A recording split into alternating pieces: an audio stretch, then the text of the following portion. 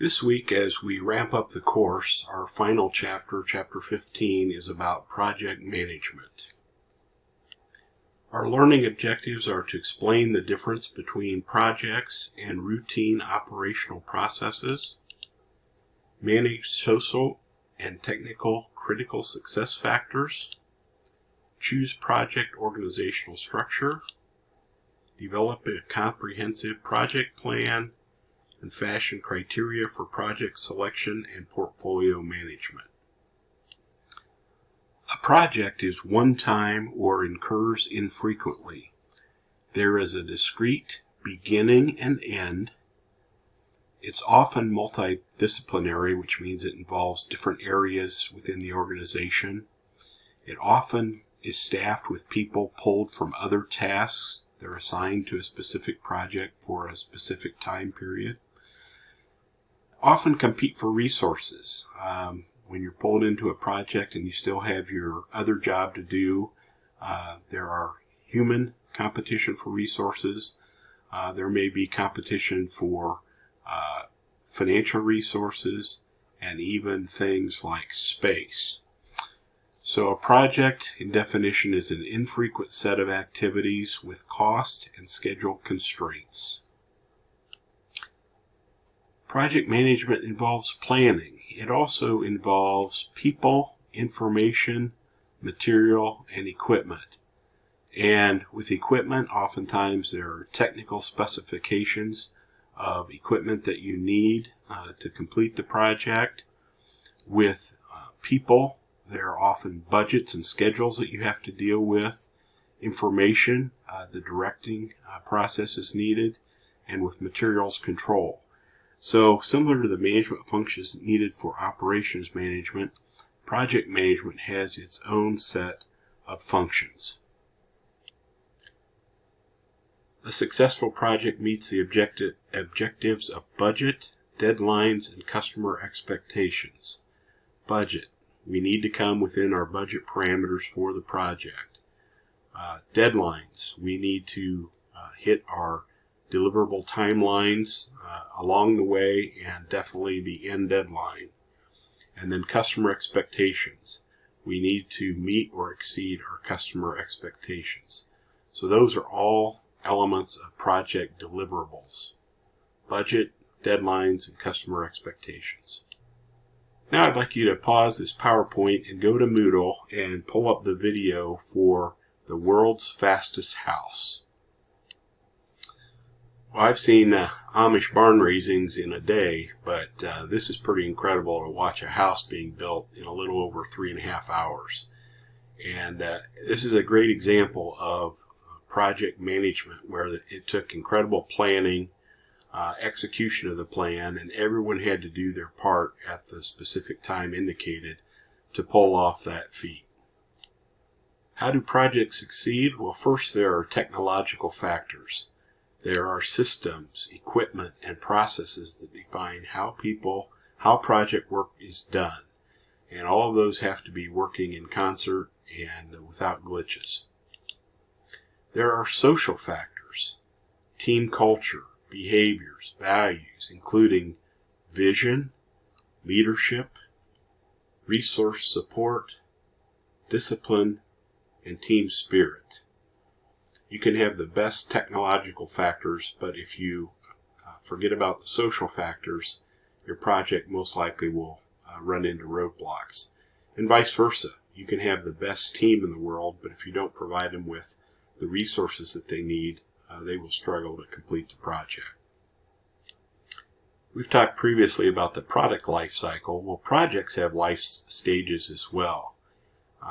In the beginning is the definition stage. This is where the project goals are defined, specifications, tasks and responsibilities and teams are designated. Then we get to the planning phase, and this is where we put our timeline together, our budget, resource list, some of the risks that we might encounter in completing the project, and then staffing. Then we actually execute the project plan, and this involves not only doing the work, but status reports. Are we meeting our benchmarks or timelines? Do we need to make changes? Do we run into unexpected obstacles that cause us to pivot where we need to change? How's our quality, and are we going to hit our forecast?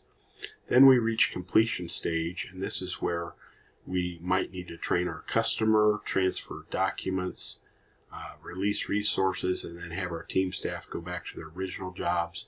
And then we'll debrief to come up with the lessons that we learned throughout the project that we can use for future projects.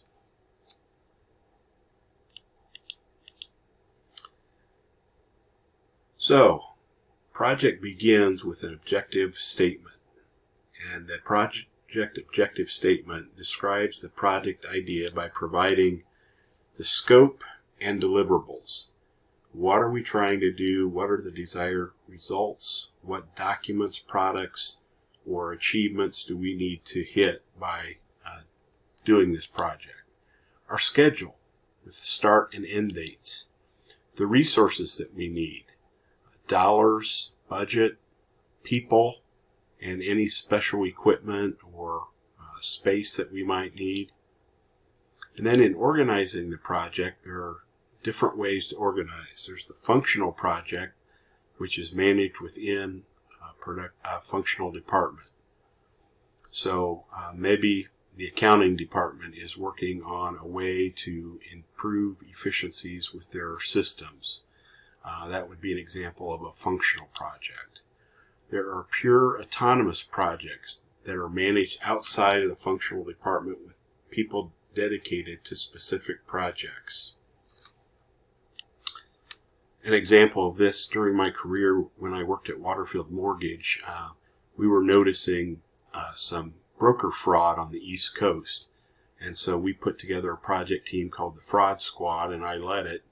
And we were mostly from quality control, underwriting, and collection area. But with that team, we discovered multi-million-dollar fraud that was occurring, and it ended up changing the way that we bought loans from mortgage brokers.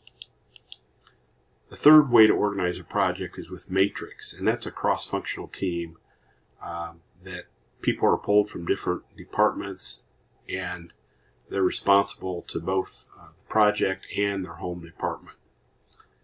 So another example from Waterfield, I was not on this project, but we had a project team that developed new software to improve our origination and underwriting process. And there were people on that team from all over the country and company, and their whole goal was to develop this software in 9 months. This slide, which I included in your note, provides the advantages of each of the 3 different ways of project organization. And this slide gives the disadvantages of each of the 3 organizational structures. And again, this is in your notes. A very important element of project management is selecting a project manager. And the manager should be a leader who can influence others, should have very good communication skills so that everyone is kept in the loop, everyone has a common goal, everyone knows what's going on. Should be very good with time management skills. Tolerance for ambiguity. That means a person who can deal with the unknown and not be afraid of dealing with unknowns and things that might pop up. Someone who's flexible and adaptable is a good project manager. Politically astute and well-connected. Someone in the organization that plays well with others, that has the ability to get things done, who knows the right people within the organization, and knows where to go to get certain things. Technical and cross-functional knowledge, knows the organization, has good technical skills, but also understands how the organization works. And then finally, someone who has good ethical skills. To conclude this session, I would like you to watch a video that I've posted in Moodle. I've posted the link. It's 20 Steps to Better Management.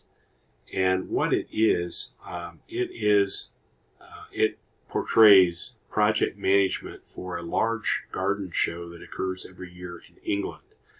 and it shows the whole process and all of the steps that go into making this project happen. So I'd like you to pause this PowerPoint and go ahead and watch the video, and then when we come back in the next session, we'll discuss it a little bit.